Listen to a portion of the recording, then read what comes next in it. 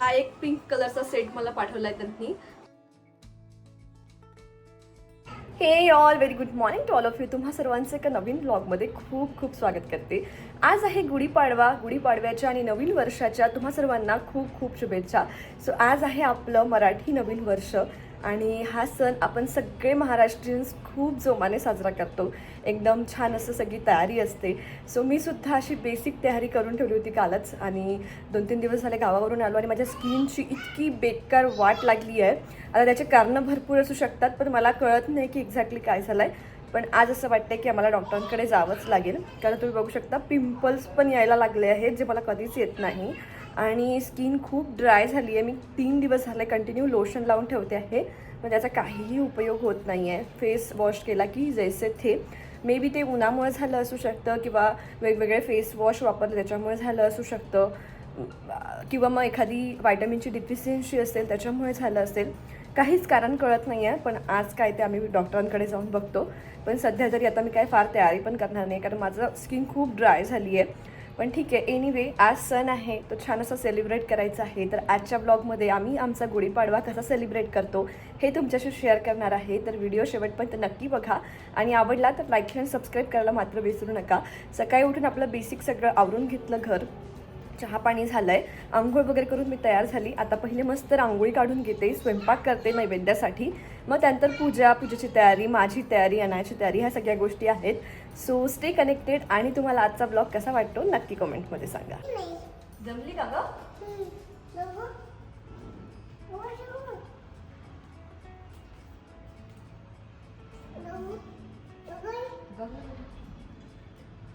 फक्त पडशील नको. कशी जमली ग नानू?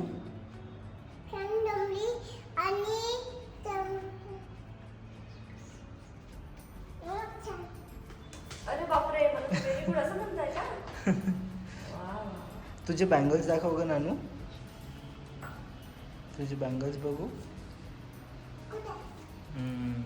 घालून दाखव. वाव. कोणी दिले का तुला ते बँगल्स? आंटीने दिले तुला? थँक्यू म्हणून दे आंटीला. मला व्हिडिओमध्ये पण थँक्यू आंटी, मला आवडले. इकडे बघून सांग.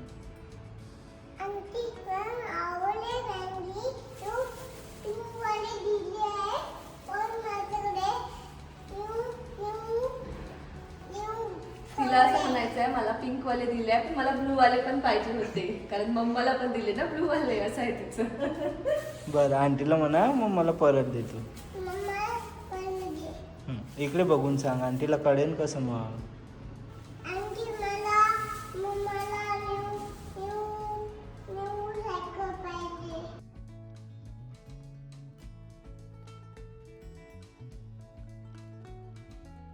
आणि आता माझी रांगोळी काढून झालेली आहे. रोशन आणि अनाया गेलेले आहेत फुलं आणायला. आता बघा ती मोठी झाली, ती बसू शकते गाडीमध्ये, तर एक काम सोपं झालं आहे. म्हणजे असं व्हायचं की तो असं काही कामाला बाहेर गेला तर मला तिच्या मागे राहायला लागायचं आणि त्याच्यामुळे माझा स्वयंपाकाचा वेळ तेवढा वेस्ट जायचा. पण आता तसं झालं नाही आहे. तिने मला रांगोळी पण अशी शांततेत काढू दिली नसती. पण आता मी रांगोळी पण काढून झाली आणि ती रोशनबरोबर गेली आहे. ते फुलं वगैरे हार वगैरे सगळं आणतायत.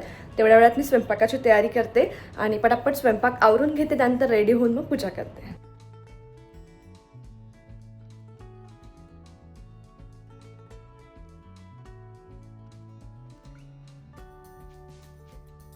सो एकदम घाईघाईत स्वयंपाक करते मी, पण आता मी अर्धाच ठेवते कारण रोशनचं ऑफिस आहे.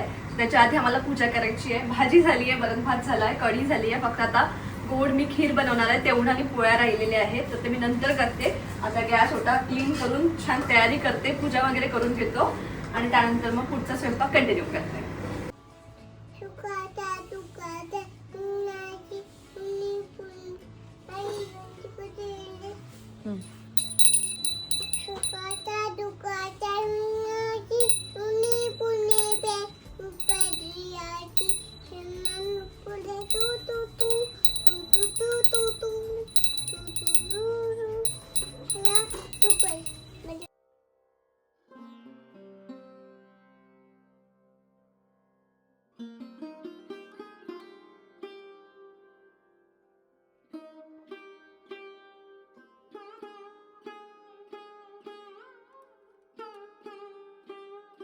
घाईघाईत एकदम तयार झाली आहे. तुम्हाला सांगितलं मेकअप करायचा नाही म्हणून एकदम सिम्पल अशी तयार झाली आहे. सुंदर अशी रेड कलर सुंदर अशी येल्लो कलरची मी साडी घातली आहे आणि होपफुली मला ती चांगली जमली असेल यावेळी, कारण अशी व्यवस्थित दिसतंय. आणि या ज्या बँगल्स आहेत ते खूप सुंदर आहे म्हणून मी स्पेशली म्हटलं याच्याबद्दल बोलावं. आणखी एक सेट आहे अनायासाठी सुद्धा आहेत. सो ह्या बँगल्स ना मी आता कॉन्ट्रास्ट घातला याच्यावर आणि पिंक कलरचा एक परत सेट आहे. सो या मला बँगल्स माझ्या एका फॉलोअरने पाठवल्या आहेत. ती कस्टमाइज पाहिजे तशा सुंदर तुमच्या साडीवर मॅचिंग वेगवेगळ्या प्रकारच्या बँगल्स बनवते. मी त्यांची ID खाली मेन्शन करते. कालच मला या रिसीव्ह झाल्या आणि मला त्या एवढ्या आवडल्या की माझ्या साडीवर मॅचिंग नव्हत्या, पण मी कॉन्ट्रास्ट म्हटलं घालू कारण चांगलं वाटतंय. सो हे अशा काहीशा एक पेयर त्यांनी मला पाठवली आहे.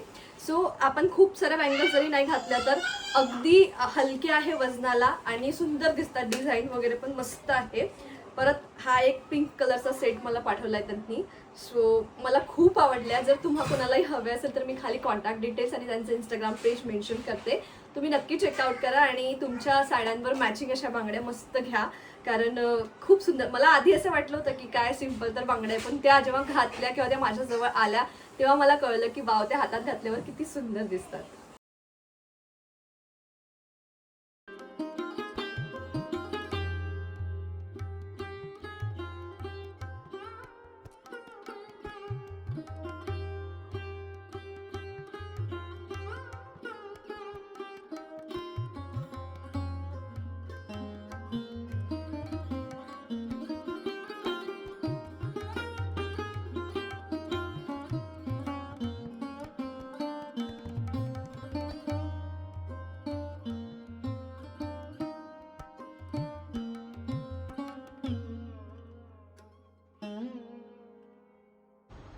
येस, बघू का नानू?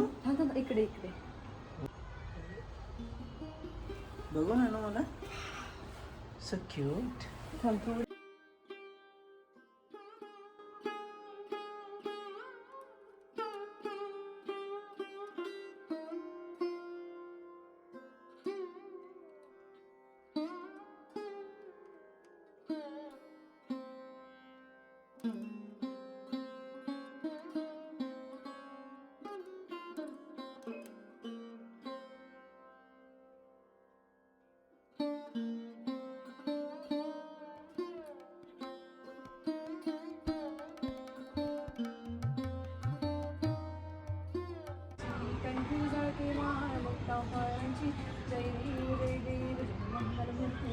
मंगलमूर्ती.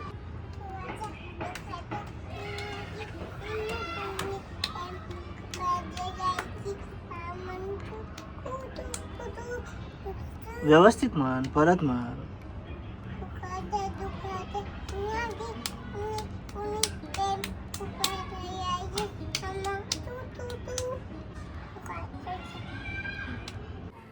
सो आता पूजा झाली आणि आता माझी साडी जी आहे ती मी काढून घेते, त्याच्याशिवाय मला पुढचं काम सुचणार नाही.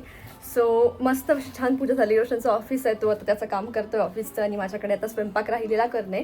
सो माझ्या पोळ्या बाकी आहेत आणि खीर बनवायची बाकी आहे, म्हणजे मला नैवेद्य दाखवावं लागेल.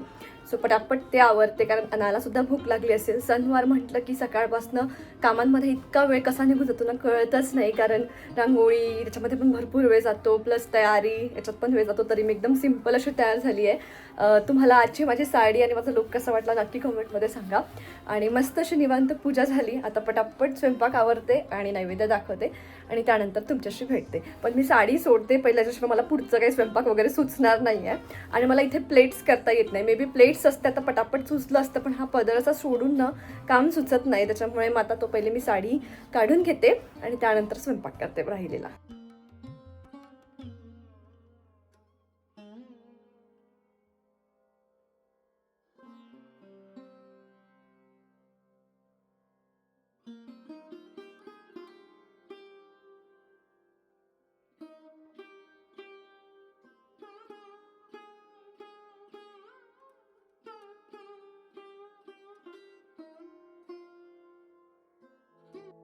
आणि दुपारी पूजा झाल्यानंतर मी अजिबात शूट केलं नाही. आता 11:15 वाजले आहेत आणि असं म्हणू शकता मी कंटिन्यू कामात आहे. फक्त थोडीशी 1 तास 1.5 तास मी रेस्ट घेतली. सो सगळं आवरेपर्यंत 2 वाजले होते, म्हणजे जेवण वगैरे सगळं होईपर्यंत. ते झालं. मग अनायाचं जेवण, तिला झोपवून दिले, हे काम केलं आणि तिला झोपवता मी स्वतः इतकी थकली होती की मला वाटलं की आपणही झोपून झाला पाहिजे. मला खूप काम होतं, मला माहिती होतं, पण तरी पण म्हटलं थोडीशी रेस्ट घेऊ, पुढे बघू. आणि असं करता करता 2:30 वाजता वगैरे मी झोपली असेल आणि 4 वाजता मी उठली. मग तिथेच बेडवरच मी माझं काम सुरू केलं. आज रोशनने खूप काम केलं आहे. म्हणजे असं झालं आहे ना, गावावरनं आल्यावर मला एडिटिंगपासनं किंवा शूटिंगपासनं फुरसतच मिळत नाही आहे. सो आज तरी गुढीपाडवा आहे, पण माझा मागचा ब्लॉगच पेंडिंग आहे, त्याच्यामुळे तो एडिट करून उद्या येईल, असं उद्या पोस्ट करता येईल. तर हा गुढीपाडव्याचा ब्लॉग त्याच्यानंतर येईल. असं काहीशी माझी सगळी गडबड चालली आहे. प्लस प्रमोशनची भरपूर कामं आहेत, शूटिंग बऱ्यापैकी पेंडिंग राहिल्या होत्या. मी नेहमी प्रयत्न करते की जायच्या आधी जे काही आलेलं असेल प्रमोशनचं ते कंप्लीट करून जायचं, पण समहाऊ कधी प्रोडक्ट रिसीव्ह झालं नव्हतं, कधी स्क्रिप्ट फायनल झाली नव्हती, त्याच्यामुळे मग ते डिले झालं. पण मी आधीच इन्फॉर्म केलं होतं की मी आल्यानंतर मग ते कंटिन्यू करेन, पण ते आल्यावर आता माझ्यावर खूप लोड आला आहे. सो ते सगळी कामं आहेत. प्लस माझे रोजचे ब्लॉग जे आहेत ते सुरू आहेत, एडिटिंग जी आहे ती सुरू आहे. हॉस्पिटलला जायचं होतं पण तेही झालं नाही, कारण रोशनचं ऑफिस होतं, आज रोशनला सुट्टी नव्हती, त्याच्यामुळे मग त्याचे मीटिंग्स वगैरे चालले होते. मग तरी पण मी काम करते म्हणून त्यांनी चहा वगैरे पण बनवून घेतला स्वतःच, आणि त्यानेच मला आज चहा पण आणून दिला. मग संध्याकाळी त्याचं थोडंसं काम झालं. मग असं आळीपाळीने आम्ही काम करतोय, कारण मग अनायाला एक जण तरी एंटरटेन करायला लागतं. इन केस आम्हा दोघांनाही खूप काम असेल, त्याची पण मीटिंग सुरू आहे, मला पण काहीतरी अर्जंटली आजच्या आजच करायचं आहे. सो त्या केसमध्ये मग तिला कधीतरी TV द्यावी लागते, पण असं खूप कमी होतं, त्याच्यामुळे हा पर्याय आम्ही नाहीच निवडत. सो त्याचं काम झालं की मी, माझं काम झालं की तो. तर मग त्याच्यानंतर थोडा 2 तास ब्रेक झाला. 7 वाजता परत मी कामाला बसली, म्हणजे एडिटिंगच्या. प्लस काही प्रोडक्ट्स ऑर्डर करायचे होते ते ऑर्डर केले, कोणाशी काय बोलायचं होतं, ते सगळी कामं आवरली.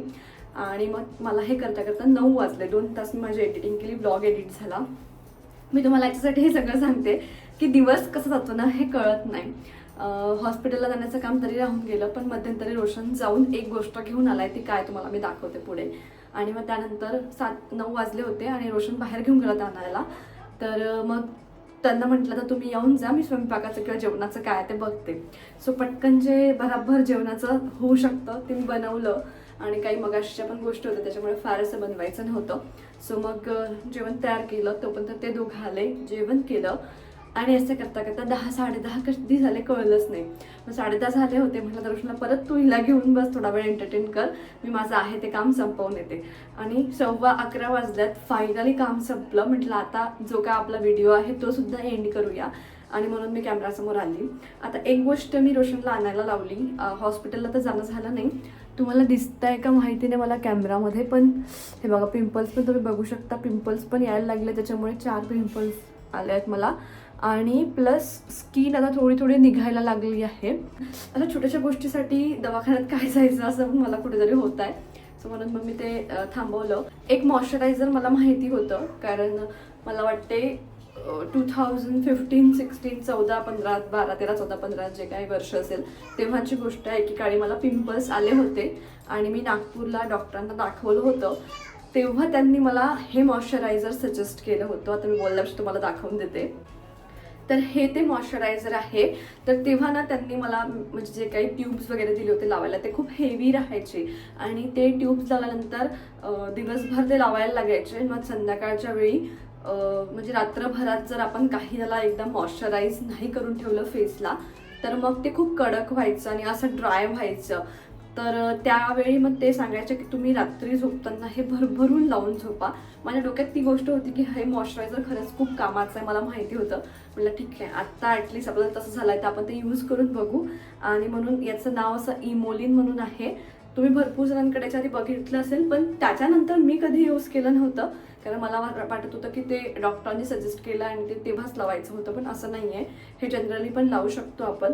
तुम्हाला खूप ड्रायनेस झाली आहे म्हणून म्हटलं आपण हे लावून बघू एकदा, आणि काही फरक वाटलं तर ठीक, नाही तर मग 1-2 दिवसात डॉक्टरांकडे जाता येईल.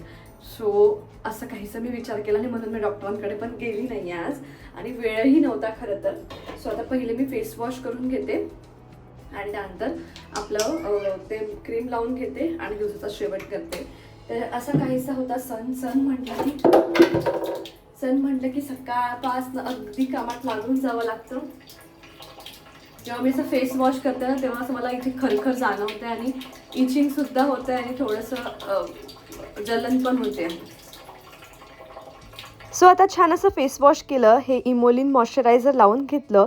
मागच्या ब्लॉगमध्ये मी तुमच्याशी शेअर केलं होतं की मला स्किनचा त्रास होतो आहे आणि तुम्ही सगळ्यांनी भरभरून कॉमेंट्स केल्या आणि मला सुचवलं की तू हे लावू शकते ते लावू शकते, त्यासाठी खूप खूप धन्यवाद. पण या मॉइश्चरायझरने मला कितपत फायदा होतो हे तुम्हाला मी पुढच्या ब्लॉग्समध्ये शेअर करते. So stay connected. आजचा ब्लॉग इथे सेंड करते. भेटूया पुढच्या असंच एका छानशा ब्लॉग सोबत. तोपर्यंत बाय बाय.